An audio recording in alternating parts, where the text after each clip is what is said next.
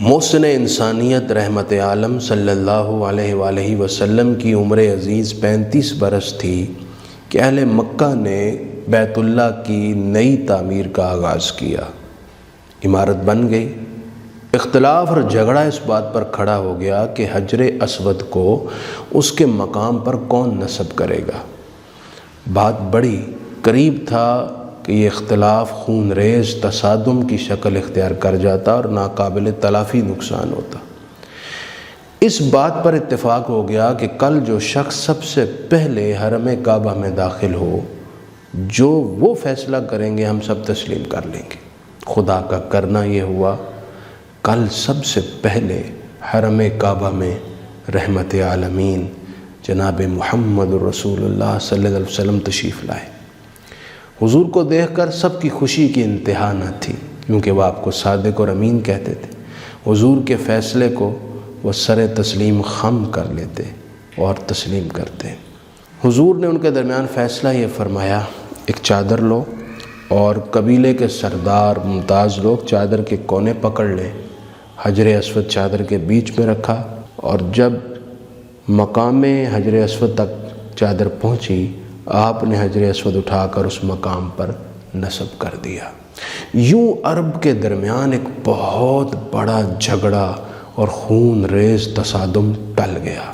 حضور کی طبیعت میں ہی مفاہمت تھی، اتحاد تھا، جھگڑے اور نزاع اور آپس کی رنجش کو دور کرنا تھا۔ یہی وجہ ہے کہ آپ صلی اللہ علیہ وسلم بہت زیادہ شغف رکھتے تھے نماز با جماعت کا، اور آپ تاخیر نہیں کرتے تھے۔ دو قبیلوں کے درمیان صلح کرانے کے لیے آپ تشریف لے گئے، اور یہ عمل آپ کو اتنا محبوب تھا کہ اس میں تاخیر ہو گئی، وقت زیادہ لگ گیا، نماز با جماعت کھڑی ہو گئی، لیکن حضور نے صلح والا عمل مکمل کرنے کے بعد نماز کی طرف بڑھے، حتیٰ کہ سیدنا صدیق اکبر مصلی امامت پر کھڑے ہو کر نماز شروع کر چکے تھے۔ اس سے اندازہ لگائیے جھگڑا ختم کروانا حضور کو کتنا محبوب تھا۔ ہماری سوسائٹی میں دیکھا یہ گیا ہے کہ جھگڑے کو طول دینے والے، آگ لگانے والے، جلتی پر تیل پھینکنے والے بہت کثرت سے ہیں۔ جھگڑا ختم کرنے والے درد مند لوگ بھی ہیں، لیکن بہت قلیل ہیں۔ کاش کہ ہم قرآن و سنت جو پڑھتے ہیں اس پر عمل کرنا ہمارا پسندیدہ عمل ہو جائے، اور ہم جھگڑے ختم کرنے والے ہو جائیں۔ سورہ حجرات میں اللہ تعالیٰ نے فرمایا وَإِن طَائِفَتَانِ مِنَ الْمُؤْمِنِينَ اقْتَتَلُوا فَأَصْلِحُوا بَيْنَهُمَا، اگر مومنین کے دو گروہوں کے درمیان جھگڑا ہو جائے تو تم صلح کرواؤ۔ تیسرے لوگ جو دیکھ رہے ہوتے ہیں سارا تماشا، ان کو تماشا دیکھنے کی اجازت نہیں ہے۔ جس طرح کا اور جس کیپیسٹی میں وہ رول ادا کر سکتے ہیں، ان کو حکم میں وہ رول پلے کریں۔ چاہے جھگڑا دو افراد کے درمیان ہو، دو گروہوں کے درمیان ہو، دو خاندانوں کے درمیان ہو، میاں بیوی کے درمیان ہو، دوستوں کے درمیان ہو، دو تنظیموں کے درمیان ہو، جھگڑے کو ختم کرنا یہ اسلام کا تقاضا ہے۔ سورہ حجرات میں ہی ہے انما المؤمنون اخوہ، کہ مومن آپس میں بھائی بھائی ہیں۔ فاصلحوا بین اخویکم، تو اپنے بھائیوں کے درمیان صلح کرواؤ، جھگڑا نمٹاؤ۔ یہ ہے کام کرنے والا۔ اور میں آپ کو یہ عرض کرتا چلوں، تاریخ ہمیں بتاتی ہے کہ ہمیشہ سازشی عناصر اور دشمن اسلام کا یہ بنیادی اور کلیدی مقصد رہا ہے کہ مسلمانوں کو آپس میں لڑاؤ اور ان کے اوپر حکومت کرو، اور ہم بڑی آسانی سے ان کے جال میں پھنس جاتے ہیں، یا پھر کچھ مفاد کے پیش نظر آپس میں جھگڑوں کو طول دیتے ہیں۔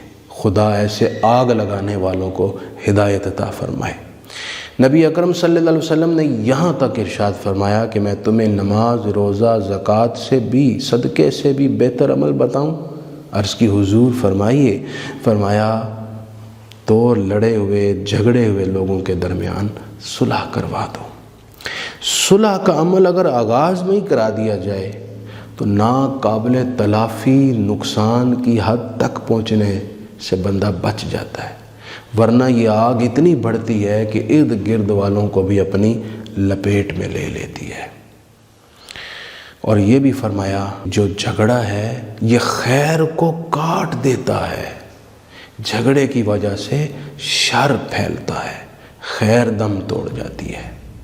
آپ صلی اللہ علیہ وسلم کے فرامین کی روشنی میں ہمیں یہ رول پلے کرنا چاہیے، جھگڑے کو ختم کرنے کے لیے اپنا اپنا کردار ادا کریں۔ یہ نہ سوچیں کہ وہ ذرا ضدی طبیعت کا ہے تو میری بات نہیں مانے گا، یا وہ شخص ہٹ دھرم ہے، ہمارے سمجھانے کا کوئی فائدہ نہیں ہوگا۔ اس طرح تو پھر ہم کسی جھگڑے کو ختم نہیں کر سکیں گے۔ قرآن کہتا ہے ضرور سمجھیں۔ سورہ زاریات کی آیت نمبر 55 میں ہے وَذَكِّرْ فَإِنَّ الذِّكْرَ تَنفَعُ الْمُؤْمِنِينَ، تم سمجھاؤ، نصیحت کرو، کوشش کرو، تمہارے سمجھانے کا مومنوں کو نفع ہوگا، تمہارا سمجھانا فائدہ مند ہے۔ کوشش تو کریں، اپنا رول پلے کریں، ارد گرد دیکھیں، جہاں کسی حد تک اپنی کیپیسٹی کے مطابق آپ رول پلے کر سکتے ہیں ضرور کریں۔ اللہ نے دنیا و آخرت میں اس کا اجر رکھا ہوا ہے۔ یہ بھی حدیث میں ہے کہ جو جھگڑا ختم کرواتا ہے اللہ اس کی ذات کی اصلاح کر دیتا ہے، دنیا و آخرت میں اس کو خیر ملتی ہے۔